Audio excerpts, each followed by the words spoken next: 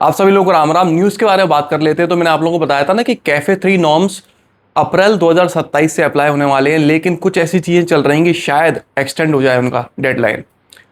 अब जो खबर आ रही है वो ये आ रही है कि एक्सटेंड नहीं होगी डेडलाइन, अप्रैल 2027 से ही ये इम्प्लीमेंट होने वाले हैं। इसके अलावा जो पॉलिसी थी इनकी, जो सितंबर में इन्होंने रिलीज करी थी कि सस्ती गाड़ियों में 3 ग्राम CO2 पर किलोमीटर का रिलीफ दिया जाएगा, उस पॉलिसी को इन्होंने पूरी तरह से वापस ले लिया है और बाकी चीजों में भी चेंजेस किए हैं। क्या चेंजेस किए हैं?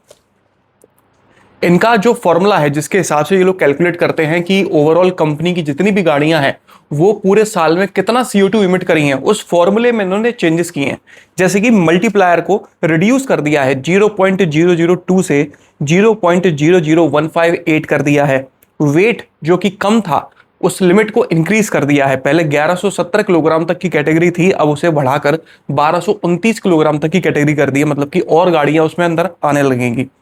कंजप्शन फिगर को इंक्रीज कर दिया है। पहले 3.72 लीटर पर 100 किलोग्राम की लिमिट थी, अब इसको इंक्रीज करके 3.99 लीटर पर 100 किलोग्राम की लिमिट को सेट कर दिया गया है। लेकिन ये सभी जो चेंजेस है ना, वो पहले एक साल मतलब कि 2027 से 28 तक के लिए किया गया है।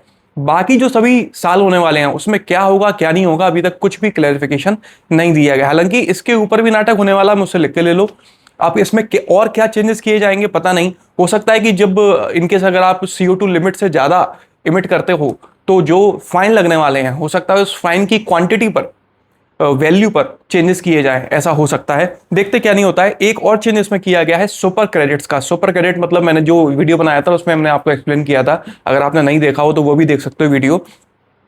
कम से कम शब्दों में बता देता हूं आपको कि इस कैफे 3 नॉर्म्स के मदद से है ना, एनवायरनमेंट को तो क्लीन कर ही रहे हैं, साथ में ईवी एडॉप्शन को भी थोड़ा पुश कर रहे हैं। तो अगर आप ईवी गाड़ी बेचते हो, बनाते नहीं हो, बना रहे हो और बेच नहीं रही है तो कोई मतलब का नहीं। अगर आप बेचते हो तो एक ईवी गाड़ी को 3 बार गिना जाएगा।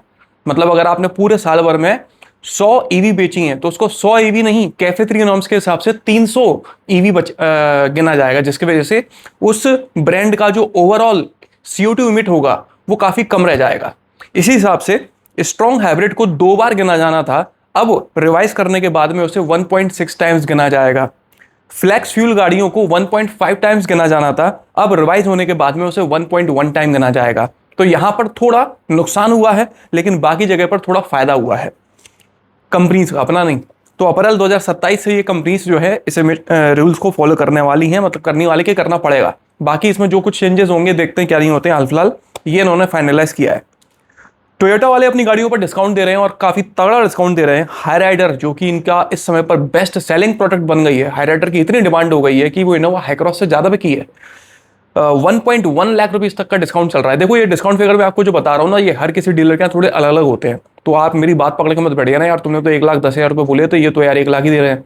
हर डीलर के अलग अलग होता है। 1,10,000 रुपये हाईराइडर और हाइलक्स के ऊपर चल रहा है डिस्काउंट। ग्लांजा के ऊपर 69,000 रुपीज तक का, टेजर के ऊपर 55,000 रुपीज तक का और रोमियन के ऊपर 15,000 रुपीज तक का डिस्काउंट चल रहा है। बाकी गाड़ियों पर डिस्काउंट नहीं है। Jacu J7 plug in hybrid SUV को टेस्ट करते हुए वापस से देखा गया है।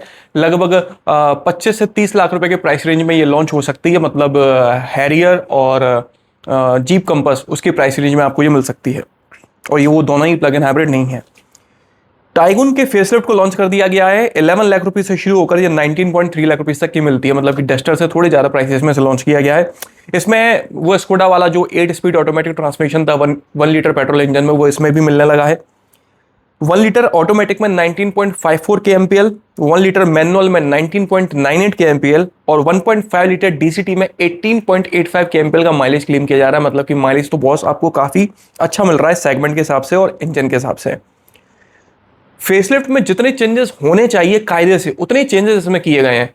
हेडलैम्प्स को रिडिजाइन कर दिया गया है, बम्पर्स को रिडिजाइन किया गया है, पीछे के टेल लैंप्स में थोड़े बहुत चेंजेस किए गए हैं, वरना पीछे लगभग सिमिलर ही है पहले की तरह। इसके अलावा एलॉय व्हील्स में डिजाइन किया गया है, रिडिजाइन किया गया है, और इंटीरियर में कोई चेंज नहीं है। सिर्फ आपको है ना 10.25 इंच की MID मिल जाती है और 10.1 इंच का इंफोटेनमेंट सिस्टम मिलता है। बाकी हल्के फुल्के कलर के चेंजेस मिलेंगे आपको, शायद इसमें 1-2 कलर ऑप्शंस और आपको मिलने लगे हैं।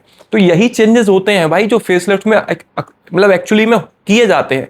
लेकिन कंपटीशन के चलते ब्रांड्स फेसलिफ्ट के तौर पर इतने ज्यादा चेंजेस कर देते हैं गाड़ियों में कि फेसलिफ्ट की परिभाषा ही चेंज हो चुकी है।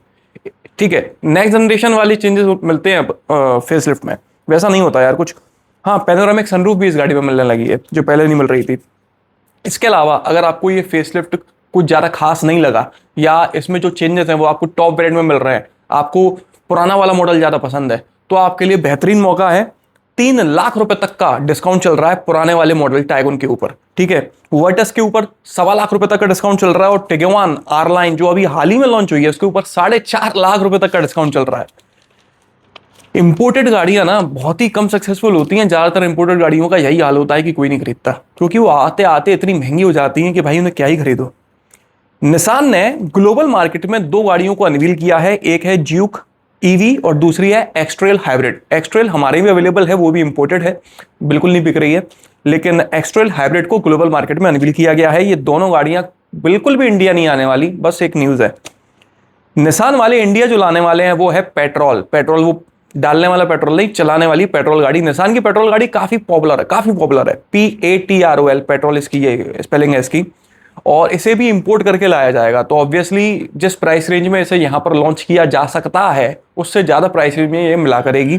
तो वही हाल होगा जो एक्सट्रेल का हुआ है। बाकी देखते हैं, कुछ मन पसंदीदा लोग तो खरीदते ही हैं। जो चाइनीज़ कंपनी है लीप मोटर, वो इंडिया आने वाली है। ये करीब 3 से 4 महीने पुरानी खबर है। और लीप मोटर ने बहुत पहले ना अपनी एक एसयूवी C10 एसयूवी का पेटेंट फाइल किया था, तो ये खबरों में आ गई थी। अब इसने अपनी दूसरी एसयूवी B10 का पेटेंट फाइल किया है, तो वापस से खबरों में आ गई है। लीप मोटर वैसे तो एक चाइनीज एसयूवी है, लेकिन इसे यहां पर लाने के लिए स्टेलांटिस की मदद लगेगी, क्योंकि कोई भी चाइनीज कंपनी यहां पर आके डायरेक्ट काम नहीं कर सकती। तो लीप मोटर को स्टेलांटिस लेकर यहां पर आएगी। क्या ये प्रोडक्ट्स लॉन्च किए जाएंगे C10 B10, या सिर्फ पेटेंट हैं, या टेस्टिंग की जाएगी, कुछ नहीं पता। लेकिन हाँ, ये ब्रांड जरूर आएगी इंडिया में, इतना कहा जा सकता है हाल फिलहाल। मर्सिडीज ने EQS फेसलिफ्ट को डेब्यू किया है 926 किलोमीटर की रेंज के साथ। 926 ये हुई ना भाई रेंज, 1000 के आसपास ईवी की रेंज होनी चाहिए, तो एंजाइटी कम होती है। मतलब 1000 की रेंज होगी तो आप कम से कम 350-400 किलोमीटर दूर जा सकते हो और आ सकते हो सेम डे या नेक्स्ट डे अपने घर तक वापस, आपको चार्ज नहीं करना पड़ेगा, इतना रेंज होना चाहिए। इसके साथ में ना 350 किलोवाट का DC चार्जर मिलता है, साथ में नहीं मिलता एक्चुअली में, आपको एक्स्ट्रा प्राइस देना पड़ेगा। इसकी फास्ट चार्जिंग की मदद से आप सिर्फ 10 मिनट में 320 किलोमीटर के लिए अपनी गाड़ी चार्ज कर सकते हो। विनफास्ट ने भी अपनी VF MP7 को लॉन्च किया है 24.49 लाख रुपीस में। 60.13 किलोवाट आवर की इसमें बैटरी मिलती है 517 किलोमीटर की रेंज के साथ में। 204 bhp की पावर है और 280 Nm का टॉर्क है। 7 सीटर ये गाड़ी होने वाली है और 126 लीटर की बूट स्पेस में मिलती है। मतलब 7 सीटर होने के बावजूद भी ठीक है बूट स्पेस 126 लीटर की।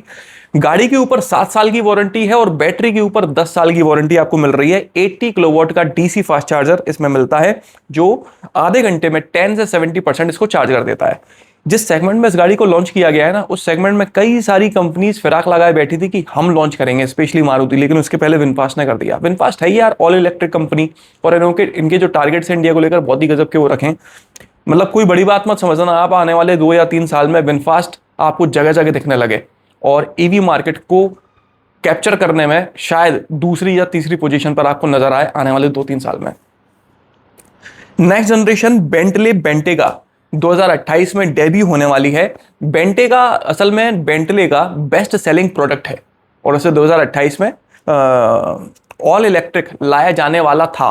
मैंने आपको बताया था पिछले हफ्ते कि कई सारी ब्रांड्स हैं जिन्होंने एक कदम पीछे ले लिया है। वो 2030 तक, कोई 2035 तक, कोई 2040 तक ऑल इलेक्ट्रिक होने वाला था, लेकिन उन्होंने ये फैसला हटा दिया है और अब प्लग इन हाइब्रिड या फिर हाइब्रिड गाड़ियों की तरफ जाने लगे हैं। वही इसने किया है कि बेंटेगा ऑल इलेक्ट्रिक होने वाली थी, लेकिन अब उसे प्लग इन हाइब्रिड में लॉन्च किया जाएगा। BYD मई से 3% प्राइसेस अपनी गाड़ियों के बढ़ाने वाला है। तो इनकेस अगर आप BYD की किसी गाड़ी को खरीदने का प्लान बना रहे थे तो इस महीने खरीद लोगे तो आपके पैसे जो है 3% तक बच सकते हैं। वॉल्वो ने भी अपनी गाड़ियों के प्राइसेस को इंक्रीज कर दिया है हाल फिलहाल, मतलब इंक्रीज कर दिया, ऐसे अनाउंस कर दिया है, लेकिन इंक्रीज होंगे 1 मई से। तो आप अगर खरीदना चाह रहे थे तो खरीद सकते हो। हालांकि बहुत ज्यादा इंक्रीज नहीं करा है, 1 लाख रुपए तक का मैक्सिमम हाइक है इनकी गाड़ियों के ऊपर। मारुति ने फाइनली इग्निस को डिसकंटिन्यू कर दिया है, ऐसी खबर है। मारुति ने ऑफिशियली कंफर्म नहीं किया है कहीं पर भी कि इसको डिसकंटिन्यू किया गया है। इनके वेबसाइट पर अभी भी अवेलेबल है, इनके डीलर्स पर स्टॉक कम है लेकिन अवेलेबल है। स्टॉक कम होने की वजह से इस तरह की बातें सब लोग कर रहे हैं कि डिसकंटिन्यू कर दिया गया है। हो सकता है ये बात सच भी हो, लेकिन अभी तक कोई भी ऑफिशियल कंफर्मेशन नहीं है। सच इसलिए हो सकती है क्योंकि भाई मारुति ने कभी भी इस गाड़ी के ऊपर ध्यान नहीं दिया। 2020 या 21 में इस गाड़ी का फेसलिफ्ट लॉन्च किया गया था, जिसमें ना के बराबर चेंजेस थे, ना तो इसमें आज तक कंपनी फिटेड सीएनजी दी गई है। हर मारुति की हर किसी गाड़ी में 25-26 के एमपीएल का माइलेज मिल जाता है। इग्निस में आज भी 20 से 21 के एमपीएल का माइलेज क्लेम किया जाता है। इसमें 6 एयरबैग्स नहीं मिलते हैं। इसके अलावा और क्या था, बॉडी में तो कोई चेंज किया ही नहीं गया है, फीचर्स में कोई चेंज नहीं किया गया है, मतलब बस लॉन्च करके भूल गए हैं। तो डिसकंटिन्यू किया गया होगा, ये बात सच हो सकती है। ये लोग नेक्स्ट जनरेशन भी ला सकते थे इस गाड़ी के, लेकिन नहीं लाए। ये इनका ग्लोबल प्रोडक्ट था इग्निस मारुति का, ये और कई सारी कंट्रीज में लॉन्च किया गया था। बाकी कंट्रीज का मुझे नहीं पता, लेकिन इंडिया में तो बहुत फ्लॉप हो गई है गाड़ी।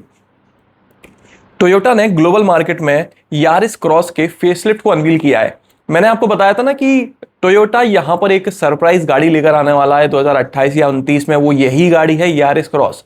ये इंडिया आने वाली है, ऐसी खबर है, लगभग कंफर्म आप समझ सकते हो, क्योंकि टोयोटा और बाकी कंपनीज काफी एक्टिव हो गए हैं इंडियन मार्केट को लेकर। टोयोटा कई सारी गाड़ियों के ऊपर काम कर रहा है जो 15 से 20 लाख रुपए के प्राइस रेंज में आ जाती हैं इंडियन मार्केट के लिए। उनमें से एक गाड़ी ये भी हो सकती है, यारिस क्रॉस। रेनो वाले भी काफी एक्टिव हो गए हैं। रेनो सबसे पहले तो है ना, ट्राइबर में 1 लीटर टर्बोचार्ज पेट्रोल इंजन देने वाला है। इसके अलावा company fitted under body CNG tank देने वाला है डुअल सिलेंडर टेक्नोलॉजी के साथ में, जिसके लिए वो अपने गाड़ियों के, ट्राइबर का तो करेगा ही करेगा, काइगर का और क्विड का प्लेटफॉर्म चेंज करने वाला है। मतलब कंप्लीट चेंज तो नहीं है, उससे थोड़ा री इंजीनियर करने वाला है, ताकि अंडर बॉडी सीएनजी और 1 लीटर टर्बोचार्ज पेट्रोल इंजन को यूज किया जा सके, उसके हिसाब से कंपेटेबल उसे बनाया जा सके। ऐसा करने के अलावा ये लोग 2030 तक या 31 तक 7 गाड़ियां मतलब कि इनके पोर्टफोलियो में आपको टोटल 7 गाड़ियां मिला करेंगी। इस समय पर करेंटली 4 गाड़ियां अवेलेबल हैं। इसके अलावा 3 और नई गाड़ियां आने वाली हैं। एक तो शायद डस्टर का ही 7 सीटर वर्जन आएगा, बाकी 2 गाड़ियां और कौन सी होंगी पता नहीं, देखते हैं मार्केट में। रेनो वाले ऐसा एम करके चल रहे हैं कि 2030 तक 5% का मार्केट शेयर रेनो के पास होना चाहिए इंडियन मार्केट का। इसके अलावा सिर्फ इंडियन मार्केट के लिए नहीं, ये इंडिया को एज अ एक्सपोर्ट हब भी यूज करने वाले हैं। यहां पर गाड़ियां बनाकर बाहर भेजा करेंगे, और सिर्फ गाड़ियां नहीं, कंपोनेंट्स और पार्ट्स वगैरह भी भेजा करेंगे। इनका टारगेट है कि 2030 तक हम लोग एक साल में 2 बिलियन यूरोस का एक्सपोर्ट किया करें। मतलब काफी लंबे चौड़े टारगेट्स हैं रेनो के इंडियन मार्केट को लेकर। तो हर कोई company, Honda, Renault, Hyundai, Maruti, सब लगे पड़े हैं नए नए प्रोडक्ट्स और नए नए इन्वेस्टमेंट करने में। करोड़ों रुपए दुनिया भर का पैसा आने वाला भाई इंडिया में। 90% लोकलाइजेशन होने वाला है, तो आपको रेनो के प्रोडक्ट्स जो है ना, महंगे भी नहीं मिलने वाले, सही दाम में मिला करेंगे। बस ये लोग अपने सर्विस सेंटर्स और थोड़े स्ट्रॉन्ग कर लें, मजा आ जाएगा। मैंने आप लोगों को पहले भी शायद बोला था कि मारुति के बाद में रेनो एक ऐसी कंपनी है जो इंडियन मार्केट को शायद थोड़ा समझती है, बाकी कोई भी कंपनी सही नहीं समझती एकदम सटीक। हुंडई वाले एक नई सब कॉम्पैक्ट एसयूवी लॉन्च करने वाले हैं। आप लोगों को पता ही है, कई सारे संडे मैंने आप लोगों को न्यूज बताई है। और ये एसयूवी एक ईवी होने वाली है, एक बॉक्सी शेप्ड ईवी। इस ईवी को टेस्ट करते हुए वापस से देखा गया है, लेकिन अभी तक ये क्लियर नहीं है कि इसे नेक्सॉन ईवी के सेगमेंट में लॉन्च किया जाएगा या फिर पंच ईवी के सेगमेंट में, ये क्लियर नहीं है। लेकिन हाँ, एक नई ईवी आने वाली है सब कॉम्पैक्ट एसयूवी के सेगमेंट में। भाई अजब वो गरीब ये चाइना वालों के साथ दिक्कत क्या है, इनको हर चीज में अलग काम क्यों करना होता है। एक चाइनीज ऑटो मेकर है, उसने पेटेंट फाइल किया था पिछले साल अप्रैल में, और उसको अब जाके पेटेंट मिला है। और पेटेंट पता क्या है, एक सीट है कार के अंदर जो सीट लगाई जाती है, उस सीट को आप पीछे करके वहीं बैठे बैठे हल्के हो सकते हो। मतलब ये भी कर सकते हो और ये भी कर सकते हो। भाई ये टेक्नोलॉजी पे दिमाग लगाओ ना, ये कौन सी टेक्नोलॉजी है यार, यहाँ कौन ध्यान देता है, क्यों देना है तुम्हें ध्यान। अंदर बैठ के कौन करना चाहता है, और करना भी चाहता है तो उसके साथ फिर बैठना कौन चाहता है भाई, कौन उसकी बदबू सहन करेगा। क्यों इतनी दोस्ती, इतने गहरे संबंध किसके हैं कि साला हम यूं बैठे हुए बगल वाला पीछे होके हल्का हो लिया। मतलब कैसे हो सकता है ये सब गंदगी, साला कहाँ दिमाग लगा रहा है यार। तुम लोग टेक्नोलॉजी पे दिमाग लगाओ ना यार। हम मतलब गाड़ियां कैसे उड़ाएं, बिना गाड़ी में बैठे कैसे पहुंच जाएं, बटन दबाएं वहां उपस्थित हो जाएं, ये सब दिमाग लगाओ यार। एक सीट है, उसको आप पीछे करोगे और आप जगह बन जाएगी, वहीं की वहीं आप हल्के हो लो, निकाल दो जो निकालना है, कर दो जो करना है। और पता नहीं कैसे वो साफ होगा, क्या नहीं होगा पता नहीं। मतलब वो रोड पर फैलेगी कि स्टोर होके कहीं निकालना फेंकना होगा, तो सोच के ही मेरे को मतलब मैं नहीं बता रहा हूँ डिटेल में। निसान ने NX8 EV को डेब्यू किया है।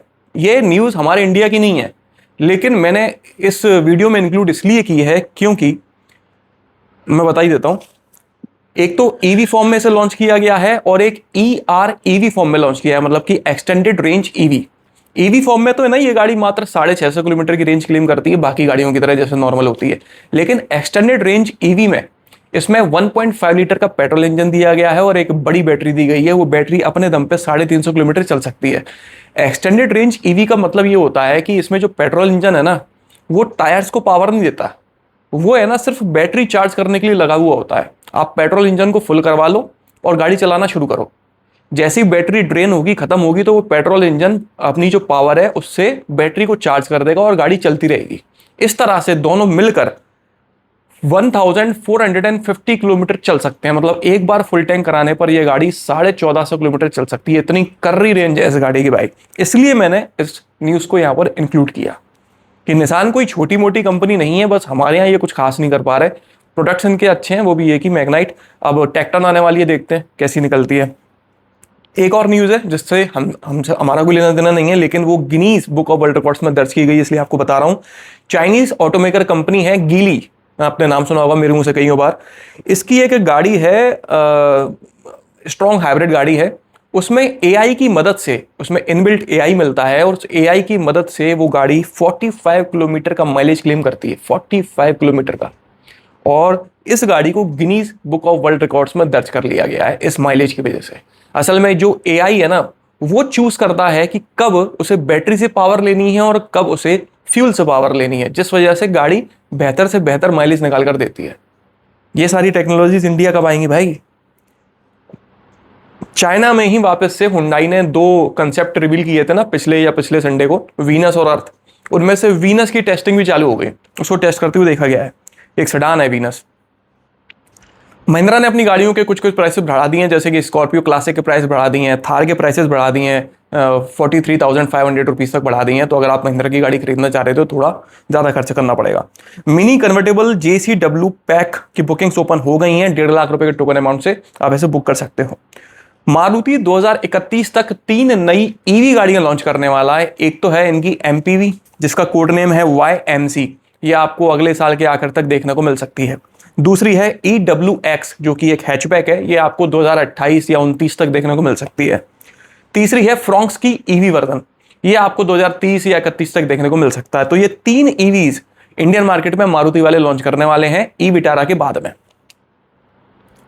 मतलब हर किसी ये पॉलिसी जो कैफे 3 है ना, वो इस तरह से है कि हर किसी कंपनी को strong hybrid, flex fuel, CNG और ईवी गाड़ियां लॉन्च करनी ही पड़ेंगी, तभी जाके ये लोग कैफे 3 नॉर्म्स को फुलफिल कर पाएंगे। पेट्रोल, डीजल या अकेले CNG से या स्ट्रॉन्ग हाइब्रिड से अकेले से ये फुलफिल कर ही नहीं सकते।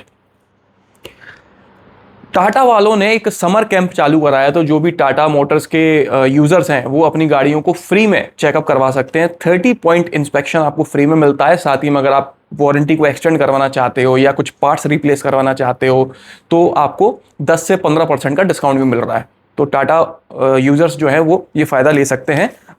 9 अप्रैल से 28 अप्रैल तक ये चल रहा है, ठीक है। निसान वाले रेनो के साथ तो टाई अप किए हुए हैं इंडियन मार्केट में, अब ये लोग होंडा वालों के साथ और टाई अप करने वाले हैं। ये टाई अप करने के पीछे का उद्देश्य क्या है, मतलब टेक्नोलॉजी शेयर करने वाले हैं या प्रोडक्ट शेयर करने वाले हैं, नहीं पता, लेकिन अभी बातचीत चल रही है।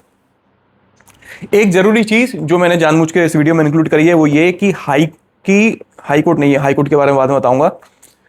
एक मोटरसाइकिल को अपने किसी दोस्त यार में, आमतौर पे क्या होता है ना, 20-22 साल के जो बच्चे होते हैं, 25-30 साल के भी कई लोग होते हैं, भाईचारे में, दोस्ती यारी में, विश्वास में अपनी मोटरसाइकिल जब बेचते हैं तो आरसी ट्रांसफर नहीं करवाते कि यार भाई यार इसके लिए क्या ही दिक्कत है यार, चलाना यार कोई दिक्कत नहीं है। लेकिन जब उस मोटरसाइकिल से एक्सीडेंट होता है तो लीगल ओनर जो है, मतलब कि आप, उस पर पूरी बात आ जाती है। और ऐसे ही कुछ अभी हुआ कुछ यूं कि एक भाई ने गाड़ी बेच दी लेकिन आरसी ट्रांसफर नहीं करवाया, जिसको गाड़ी बेची थी उसके नाम पर गाड़ी नहीं करवाई, अपने नाम पर ही गाड़ी उसकी चल रही थी। उस गाड़ी से हो गया एक्सीडेंट और जिस बंदे का एक्सीडेंट हुआ वो उसकी डेथ हो गई। 2020 में ये एक्सीडेंट हुआ था, तब से लेकर अब तक उसकी फैमिली ने केस लगा रखा था। केस लगाने के बाद में पता पड़ा कि भाई गाड़ी का जो लीगल ओनर है वो फर्स्ट ओनर है और जो गाड़ी चला रहा था वो सेकंड ओनर है। तो निचली कोर्ट ने दोनों को फाइन लगा दिया। 33 लाख रुपीस का आप कंपनसेशन दोगे जिस फैमिली का बंदा मरा है उस फैमिली को, दोनों बंदे देंगे, जिसकी गाड़ी है और जो गाड़ी चला रहा था। उस कंपनसेशन को, मतलब उस कोर्ट ऑर्डर को इन्होंने चैलेंज किया हाई कोर्ट में, दोनों लोगों ने। हाई कोर्ट ने क्या करा कि जो गाड़ी उसको चला रहा था उसको टोटली फ्री कर दिया। हाई कोर्ट ने कहा कि इस गाड़ी का जो लीगल ओनर है वो पहला वाला बंदा जिसने आरसी ट्रांसफर नहीं करवाया, अपने नाम पर ही गाड़ी चलाने को दे दी। उसके ऊपर फाइन लगा दिया और फाइन को और बढ़ा दिया, 47 लाख रुपीस का फाइन लगा दिया, जबकि वो गाड़ी बेच चुका था वो बंदा।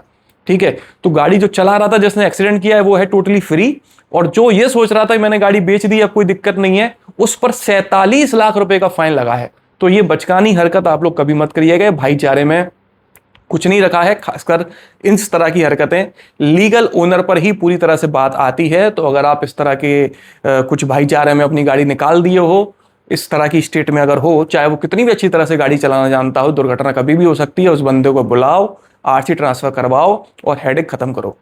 किसी दिन फंस गए तो 40, 50, 60 लाख रुपए का कंपनसेशन देना पड़ेगा, पूरी कमाई ध्वस्त हो जाएगी, चाहे तुम्हारी या तुम्हारे पप्पा की। टू व्हीलर मार्केट की बात करते हैं तो कावासाकी निंजा ZX 10R को क्या मिल गया?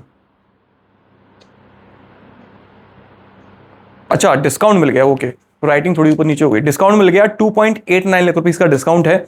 20.79 लाख रुपीस का इसका ओरिजिनल प्राइस है, जिसमें डिस्काउंट करने के बाद में 17.9 लाख रुपीस की ये गाड़ी आपको मिल रही है।